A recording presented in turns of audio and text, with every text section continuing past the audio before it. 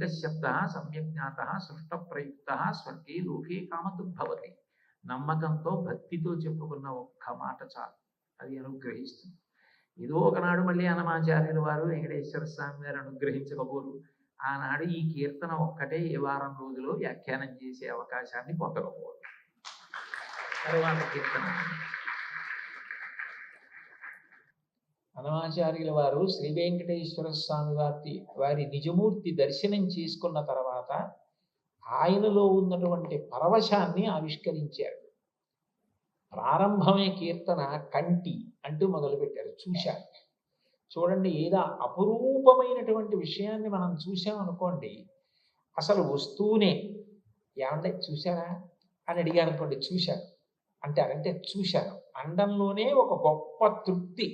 ముందు దాన్ని అంతటినీ వర్ణించి చెప్పి దాన్ని చూశానన్నారు. చూశాను, నా జన్మధన్యం.